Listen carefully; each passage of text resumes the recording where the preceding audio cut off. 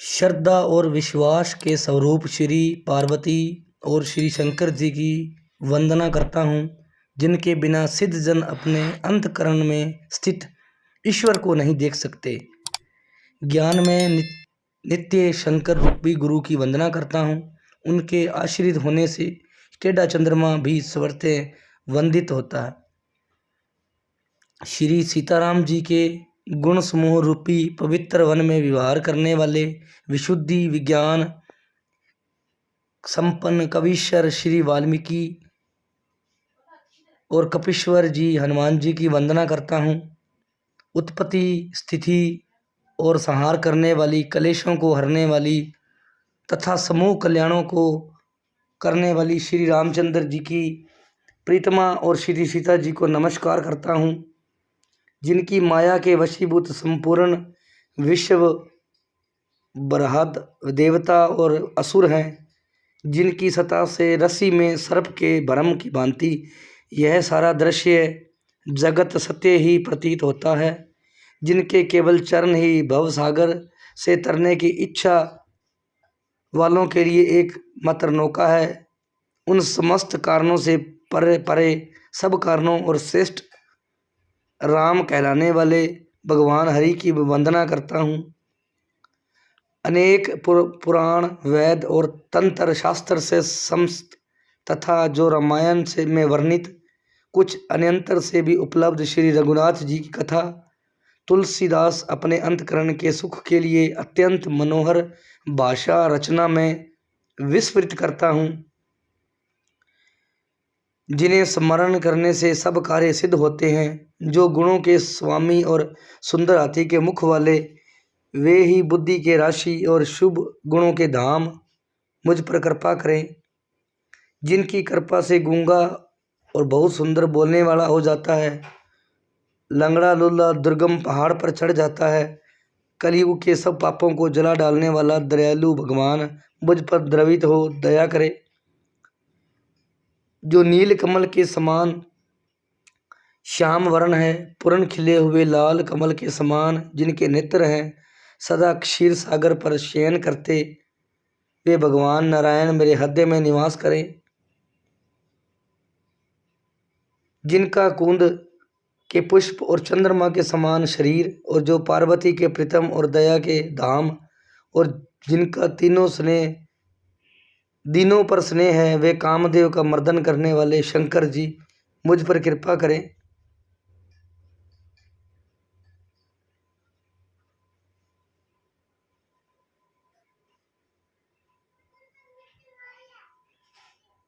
मैं उन गुरु महाराज के चरण कमल की वंदना करता हूँ, जो कृपा के समुंदर और नर रूप में श्री हरि जी हैं, और उनके वचन महामोह रूपी घने अंधकार का नाश करने के लिए सूर्य किरणों के समूह।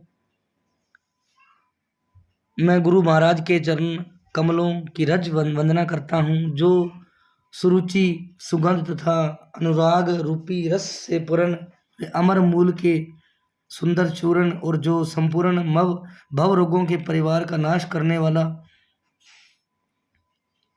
वह रज सकृति पुण्यवान पुरुष रूपी शिव जी के शरीर पर सुबोधित निर्मल विभूति और सुंदर कल्याण और आनंद की जननी भगत के मन रूपी सुंदर दर्पण के मैल को दूर करने वाले तिलक करने से गुणों के समूह को वश में करने वाली है। श्री महाराज के चरण नखों की ज्योति मणियों के प्रकाश के समान, जिसके स्मरण करते ही हृदय में दिव्य दृष्टि उत्पन्न हो जाती है। वह प्रकाश अज्ञान रूपी अंधकार का नाश करने वाला है। वह जिसके हृदय में आ जाता है उसके बड़े भाग्य हैं। जिसके हृदय में आते ही हृदय के निर्मल नेत्र खुल जाते हैं और संसार रूपी रात्रि के दोष दुख मिट जाते हैं। एवं श्री रामचरित्र रूपी मणि और माणिक के गुप्त प्रकट जहाँ जो जिस खान में है सब दिखाई पड़ने लगते हैं। जैसे सिद्धाजन को नेत्रों में लगाकर साधक सिद्ध और सुजान पर्वतों वनों और पृथ्वी के अंदर कोतकू से ही बहुत सी खाने देखते हैं। श्री गुरु महाराज के चरणों की रज कोमल और सुंदर न्यामत अंजन है, जो नेत्रों के दोषों का नाश करने वाला है। उस अंजन से विवेक रूपी नेत्रों को निर्मल करने में संसार रूपी बंधन से छुड़ाने वाले श्री राम चरित्र का वर्णन करता हूँ।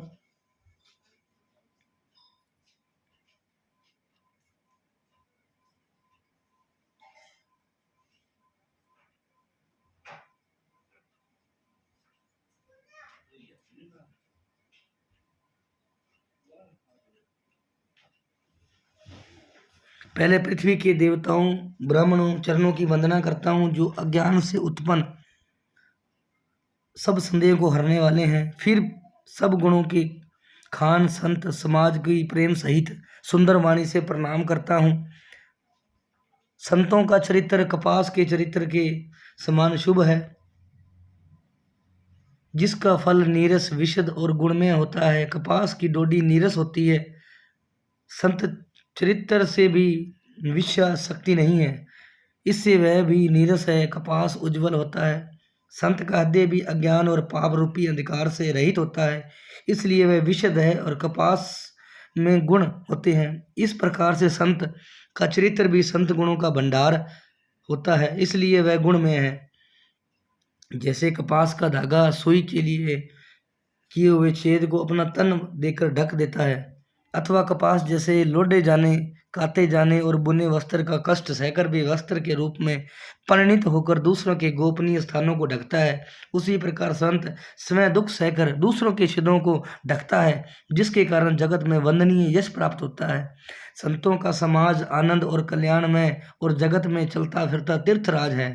जहाँ राम भगत उसी गंगा जी की धारा है और ब्रह्मा विचार का प्रचार सरस्वती जी हैं। विधि और निषेध, यह करो यह न करो रूपी कर्मों को कथा कलयुग के पापों को हरने वाली सूर्य नथा यमुना जी हैं, और भगवान विष्णु और शंकर जी की कथाएं त्रिवेणी रूप से सुबोधित हैं, जो सुनते ही सब आनंद और कल्याण को देने वाली हैं। मैं अपने धर्मों में जो अटल विश्वास है वह अक्षयवट है, और शुभ कर्म ही उस तीर्थराज के समान परिकर है। वह सब देशों में सब समय सभी को सहज ही में प्राप्त करता है। हो सकता है आदर पूर्वक सेवन करने से क्लेशों को नष्ट करने वाला है। वह तीर्थराज अलौकिक है, कथनीय है और तत्काल फल देने वाला है। उसका प्रभाव प्रत्यक्ष है। जो मनुष्य इस संत समाज रूपी तीर्थराज का प्रभाव प्रसन्न मन से सुनते हैं और समझते हैं, फिर अत्यंत प्रेम पूर्वक इसमें गोते लगाते हैं, वे इसके शरीर के रहते ही धर्म अर्थ काम मोक्ष चारों फल खा जाते हैं। इस तीर्थराज में स्नान का फल तत्काल ऐसा देखने में आता है कि कोए कोयल बन जाते हैं, बुगले हंस। यह सुनकर कोई आश्चर्य न करे, क्योंकि सत्संग की महिमा छिपी नहीं है। वाल्मीकि और नारद जी और अक्षय जी ने अपने अपने मुखों से अपनी होनी का जीवन का वृतांत कही है। जल में रहने वाले, जमीन पर चलने वाले, आकाश में विचरण करने वाले नाना प्रकार के जड़ चेतन जितने जीव इस जगत में हैं, उनमें से जिस प्रकार समय जहाँ कहीं भी जिस किसी यत्र से बुद्धि कृति सदगृति विभूति ऐश्वर्य भलाई पाई, सब सत्संग का ही प्रभाव समझना चाहिए। वेदों में और लोग में इनकी प्राप्ति का दूसरा कोई उपाय नहीं है। सत्संग के बिना विवेक नहीं होता। श्री राम जी की कृपा के बिना वह सत्संग में सहज मिलता नहीं। सत्संगी आनंद और कल्याण की जड़ है। सत्संग की सिद्धि ही फल है। सब साधन तो फल है, फूल है। दुष्ट भी सत्संगी पाकर सुधर जाते हैं। जैसे पारस के स्पर्श से लोहा सुहावना हो जाता है, सुंदर सोना बन जाता है, किंतु देव योग से यदि कभी सज्जन कुसंगीत में पड़ जाएं, वहाँ भी सांप की मणि के समान अपने गुणों का अनुसरण करते हैं।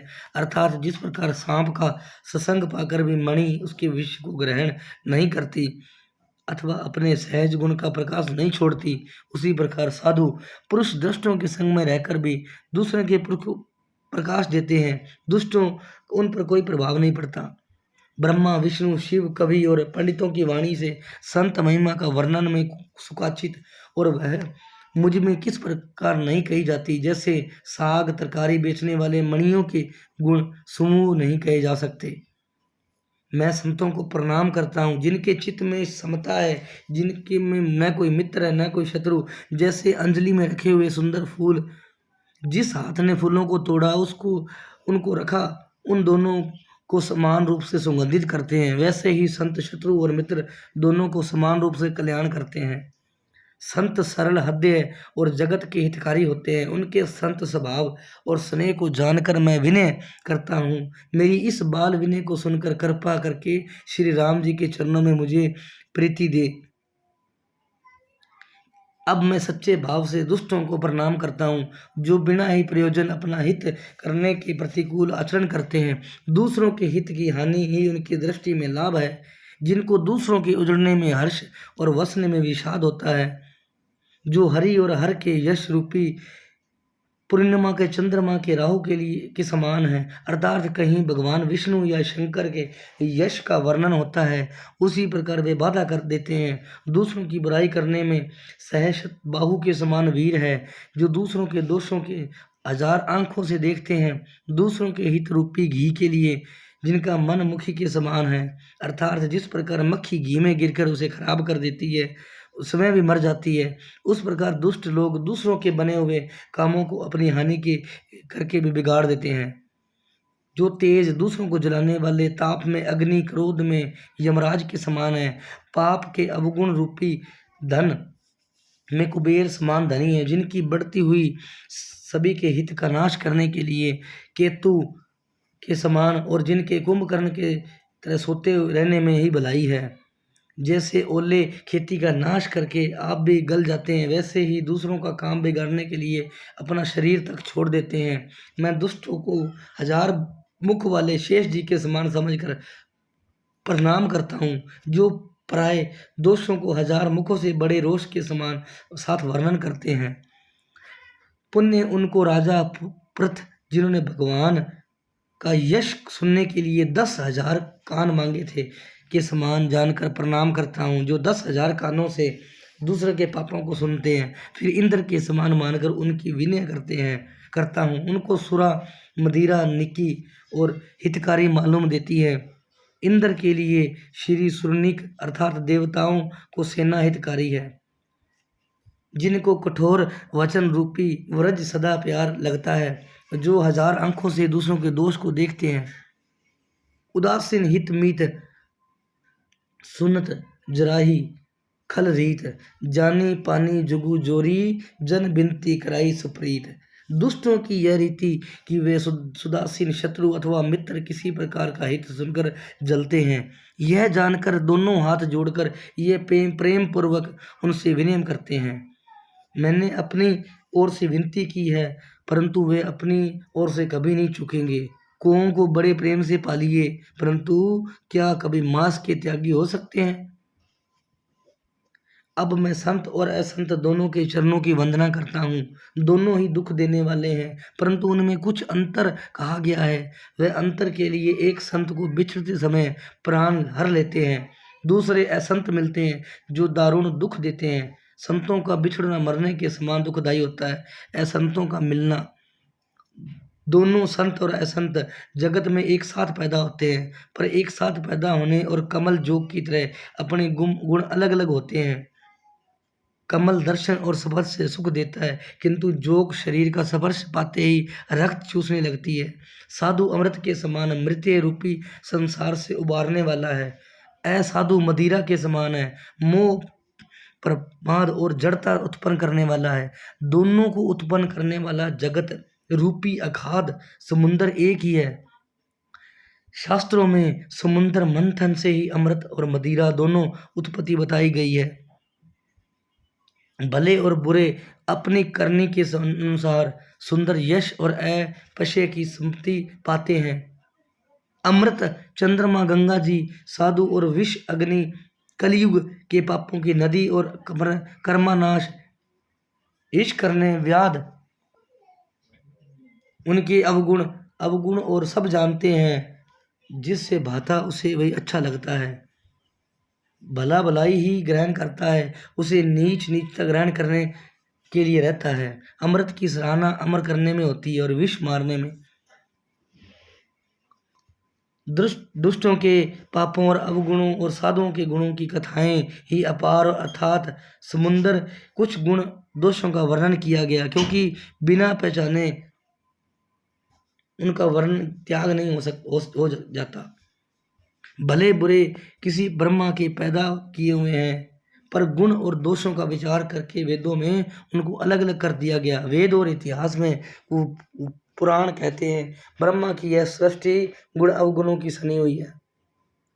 दुख सुख पाप पुण्य दिन रात, असाधु साधु, सुजाति कुजाति, दान देवता ऊंच नीच, अमृत विष सुजीवन, सुंदर जीवन मृत्यु, माया ब्रह्मा जीव ईश्वर, संपत्ति द्रिवंता, रंक राजा, काशी मगध गंगा कर्मनाशा, मारवाड़ा मालवा, ब्राह्मण की कसाई, स्वर्ग नरक, अनुराग वैराग्य, ये सभी पदार्थ ब्रह्मा के सृष्टि में है।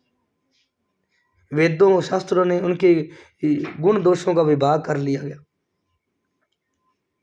विधाता ने इस जड़ चेतन विश्व के गुण को दोष में रचा है, किंतु संत रूपी हंस दोष रूपी जल को छोड़कर गुण रूपी दूध को भी ग्रहण कर देते हैं। विधाता जब इस प्रकार का हंस का विवेक देते हैं तो दोषों को छोड़कर मन गुणों में अनुरक्त होता है। काल स्वभाव और कर्म की प्रबलता से भले लोग भी माया के वश में होकर कभी कभी भलाई से चूक जाते हैं। भगवान के भगत जैसे जैसे उस चूक को सुधार लेते हैं, दोषों को मिटाकर निर्बल यश देते हैं, वैसे ही दुष्ट कभी कभी उत्तम संग पाकर भलाई करते हैं, परंतु उनका कभी भंग न होने वाला मलिन स्वभाव नहीं मिटता। जो ठग हैं उन्हें भी अच्छा वेश बनाए देकर वेश के प्रताप से पूजता है, परंतु एक न एक दिन वे चोड़े भी आ जाते हैं। अंत उनका कपट नहीं निभता, जैसे कोल निभी रावण और राहु का हाल हुआ। बुरा विष बना लेने वाले साधु का सम्मान ही होता है, जैसे जगत में जाम्बवान हनुमान जी का हुआ। बुरे संग से हानि और अच्छे संग से लाभ होता है। यह लोक और वेद में है, सभी लोग इसको जानते हैं। पवन के संग से धूल आकाश पर चढ़ जाती है, वहीं नीच की ओर बहने वाले जल के संग में कीचड़ मिल जाता है। साधु के घर पर तोता मैना राम राम सुमित्र रहते हैं, असाधु के घर में तोता मैना गिन गिर कर गालियां देते हैं। कुछ संग के कारण धुआं कालिख कहलाता है, वहीं धुआं सुंदर स्याही होकर पुराण लिखने के काम में आता है। वहीं धुआं जल अग्नि और पवन के संग बादल होकर जगत को जीवन में देने वाला बन जाता है। ग्रह अशोधि जल वायु और वस्त्र ये सब कुसंग और सुसंग पाकर संसार में बुरे और भले पदार्थ हो जाते हैं। चतुर और विचारशील पुरुष ही इस बात को जान पाते हैं। महीनों के दोनों पखंडों में उजियाला और अंधेरा समान ही रहता है, परंतु विधाता ने उनके नाम में भेद कर दिया। एक का नाम शुक्ल दूसरे का नाम कृष्ण रख दिया।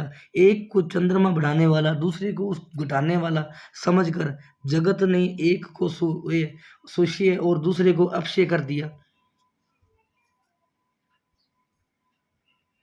जगत में जितने जड़ और चेतन जीव हैं, सबको राम में जानकर उनके सब चरण कमलों की सदा दोनों हाथों से जोड़कर मैं वंदना करता हूँ।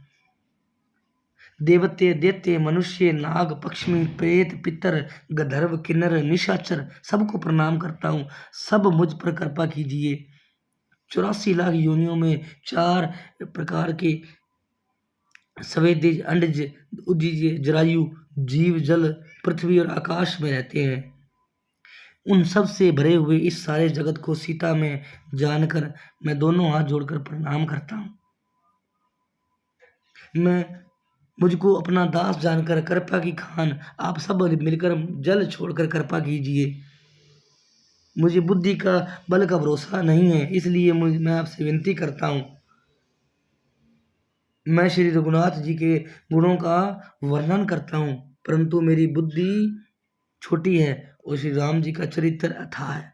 इसके लिए मुझे उपाय का एक भी अंग कुछ भी उपाय नहीं सूझता। मेरे मन और बुद्धि कंगाल है, किंतु मनोरथ राजा। मेरी बुद्धि तो अत्यंत नीची है, चाह बड़ी ऊंची है। चाह तो अमृत पाने की है, पर जगत में जुड़ती छाछ भी नहीं है। सज्जन मेरी ढिठाई को क्षमा करेंगे और बाल वचनों को मन में लगाकर प्रेम पूर्वक सुनेंगे।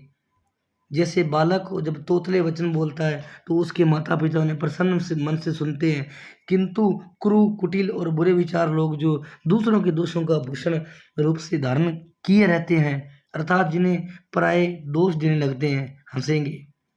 रसीली हो या अत्यंत फीकी, अपनी कविता किसी अच्छी नहीं लगती, किंतु जो दूसरे की रचना को सुनकर हर्षित होते हैं, ऐसे उत्तम पुरुष में जगत में बहुत नहीं है। हे भाई, जगत में तालाबों और नदियों के समान मनुष्य ही अधिक, और जो जल पाकर अपनी बाढ़ से बढ़ते हैं, अर्थात अपने उतनी से उत्पन्न होते हैं। समुंदर सा कोई एक बिरला ही सज्जन होता है, जो चंद्रमा को देखकर दूसरों का उत्कृष्ट उमड़ पड़ता है। मेरा भाग्य छोटा है, किंतु इच्छा बहुत बड़ी है, परंतु मुझ में एक विश्वास है, मैं सुनकर सज्जन सभी सुख पावेंगे और दृष्टि उड़ावेंगे, किंतु दुष्टों के हंसने से मेरा हित ही होगा। मधुर कंठ अपनी वाली कोयल को कोए तो कठोर ही कहा करते हैं, जैसे बुगले हंस को और मेंढक पपीहे को हंसते हैं, वैसे ही मलिन मन वाले दुष्ट निर्मल वाणी को हंसते हैं। जो न तो कविता के रसिक है और न ही जिनका श्री राम जी के चरणों में प्रेम है, उनके लिए यह कविता सुखदेह हास्य का काम करेगी। प्रथम तो ये भाषा की रचना है, दूसरी मेरी बुद्धि बोली है, इससे यह हंसने के योग्य ही है। हंसने में उनका कोई दोष नहीं है। जिन्हें न तो प्रभु के चरणों में प्रेम है, न अच्छी समझ ही है, उनको कथा सुनने में फीकी लगेगी। जिनको श्री भगवान विष्णु और श्री भगवान शिव के चरणों में उनकी बुद्धि कुतर्क वाली नहीं है, उनकी प्रीत उनके चरणों में प्रीत है। जो हरि हरि में भेद की या ऊंच नीच की कल्पना नहीं करते, उन्हें श्री रघुनाथ जी की यह कथा मीठी लगती है। सज्जनगण इस कथा को अपने जी में श्री राम जी की भक्ति में भूषित जानकर सुंदर वाणी से सराहना करने सुनेंगे। मैं न तो कवि हूँ न वाक्य रचना में कुशल हूँ, बस मैं तो सब कलाओं और सब विधाओं में रहित हूँ। नाना प्रकार के अक्षर, अर्थ, अलंकार, उनके प्रकार की छंद रचना, भावों में रसों के अपार भेद और कविता के भांति भांति गुण दोष होते हैं। इनमें से काव्य संबंधी एक भी बात का ज्ञान मुझ में नहीं है। यह सुनकर कोरे कागज लिखकर शब्द पूर्वक सत्य सत्य कहता हूँ। मेरी रचना और सब गुणों से रहित, इसमें सब जगत प्रसिद्ध एक गुण है, जिसे विचारक अच्छी बुद्धि वाले पुरुष जिनके निर्म ज्ञान इसको सुनेंगे। इसमें भी रघुनाथ जी का उदार नाम है, जो अत्यंत पवित्र है, वेद कुरानों का सार है, कल्याण का भवन है, अमंगलों को हरने वाला है, जिससे पार्वती जी सहित भगवान शिव जी इसका जाप करते हैं। जो अच्छे कवि के द्वारा रची हुई बड़ी अनूठी कविता है, वह भी राम नाम की शोभा नहीं बन पाती। जैसे चंद्रमा के समान मुख वाली सुंदर स्त्री और इस प्रकार सुजस्सित होने पर वस्त्र के बिना शोभा नहीं देती। इसके विपरीत और कुकवि की रची हुई इस सब गुणों से रहित कविता भी राम के नाम पर यश से अंकित जानकर बुद्धिमान लोग आदर पूर्वक सुनते और कहते हैं, क्योंकि संत जन भोरे की भांति गुण को ही ग्रहण करने वाले होते हैं। कदापि मेरी इस रचना में कविता का कोई भी एक रस नहीं है, तथापि इसमें श्री राम जी का प्रताप प्रकट है। मेरे मन में एक भरोसा है, भले संग से भला किसने बड़प्पन नहीं पाया। धुआं भी अगर के संग में सुगंधित होकर अपने स्वाभाविक कुवेड़पन को छोड़ देता है। मेरी कविता अवश्य भद्दी है, परंतु इसमें जगत का कल्याण करने वाली राम कथा रूपी उत्तम वस्तु का वर्णन किया गया है। इसे यह भी अच्छी समझी जाएगी। तुलसीदास जी कहते हैं कि श्री रघुनाथ जी की कथा कल्याण करने वाली और कलयुग के पापों को हरने वाली है। मेरी इस बद्दी कविता के रूपी नदी की चाल पवित्र जल वाली नदी की चाल भांति टेढ़ी है। प्रभु श्री रघुनाथ जी के चरण यश के संग से यह कविता सुंदर सुजनों मन को भाने वाली, शमशान के अपवित्र राग को भी माँ देवी जी के अंग संग से सुहानी लगती है और स्मरण करते ही पवित्र करने वाली होती है। श्री राम जी के यश के संग मेरी कविता का सभी को अत्यंत प्रिय लगेगी। जैसे मल्य पर्वत के संग से काष्ठ मात्र चंदन बनकर वंदनीय हो जाता है, फिर क्या कोई काठ की तुच्छता का विचार करता है। श्यामा गो काली होने पर भी उसका दूध उज्जवल और बहुत गुणकारी होता है, यही समझकर सब लोग इसे पीते हैं। इसी तरह गुवारू भाषा होने पर भी श्री सीताराम जी के यश को बुद्धिमान बड़े लोग बड़े चाव से गाते और सुनते हैं। मणिक माणिक और मोती की जैसी सुंदर छवि यह सांप पर्वत और हाथी के मस्तक पर वैसी शोभा नहीं पाती। राजा के मुकुट और नवयुवती स्त्री के शरीर को पाकर भी यह सब अधिक शोभा को प्राप्त करते हैं। इस तरह बुद्धिमान लोग कहते हैं कि सो कवि की कविता भी उत्पन्न और कवि कहीं होती है, शोभा अन्यंत्र कहीं कही जाती है। अर्थात कवि की वाणी उत्पन्न हुई कविता का शोभा पाती है, उसका विचार प्रचार उसमें कथित आदर्श का ग्रहण अनुसरण है। कवि के स्मरण करते ही उसकी भक्ति के कारण सरस्वती जी ब्रह्मलोक को छोड़ दौड़ी आती है। सरस्वती जी की दौड़ी यह थकावट रामचरित्र रूपी सरोवर में उन्हें नहलाए बिना दूसरे करोड़ों उपायों से दूर नहीं होती। कवि और पंडित जी अपने हृदय में विचार कर कलयुग के पापों को हरने वाले श्री हरि के यश का ही गान करते हैं।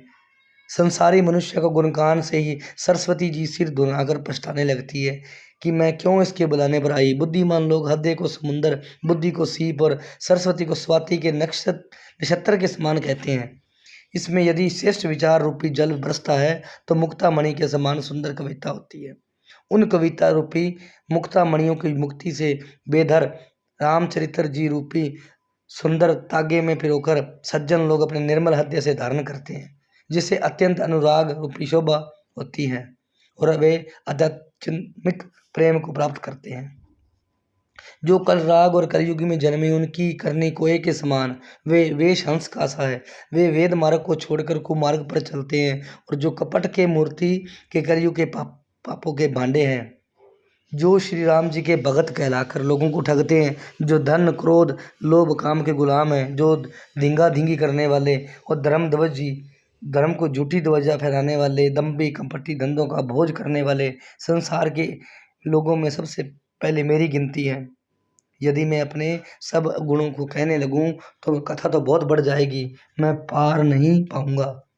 इससे मैंने बहुत कम अवगुणों का वर्णन किया, बुद्धिमान लोग थोड़े में ही समझ लेंगे। मेरी अनेक प्रकार की विनती को समझकर कोई भी इस कथा को सुनकर दोष नहीं देगा। इतने में भी जो शंका करेंगे वे तो मुझसे अधिक मूर्ख और बुद्धि के कंगाल हैं। मैं न तो कवि हूँ न चतुर कहलाता हूँ, अपनी बुद्धि के अनुसार श्री राम जी के गुण गाता हूँ। कहा तो श्री राम जी रघुनाथ जी की अपार चरित्र, कहा संसार में आसकत मेरी बुद्धि। जिस हवा में सुमेरु जैसे पहाड़ उड़ जाते हैं, कहिए तो उसके सामने रुई किस गिनती में है। श्री राम जी की असीम प्रभुता को समझकर कथा रचने में मेरा मन बहुत हिचकता है। सरस्वती जी, शेष जी, शिव जी, ब्रह्मा जी, शास्त्र जी, वेद पुराण ये सब नीति नीति कहकर पार नहीं पाकर ऐसा नहीं है ऐसा नहीं कहते हुए सदा जिनका गुणगान करते हैं। यद्यपि प्रभु श्री रामचंद्र जी की प्रभुता को सब ऐसे अकथनीय ही जानते हैं, कदापि बिना कोई नहीं रहा।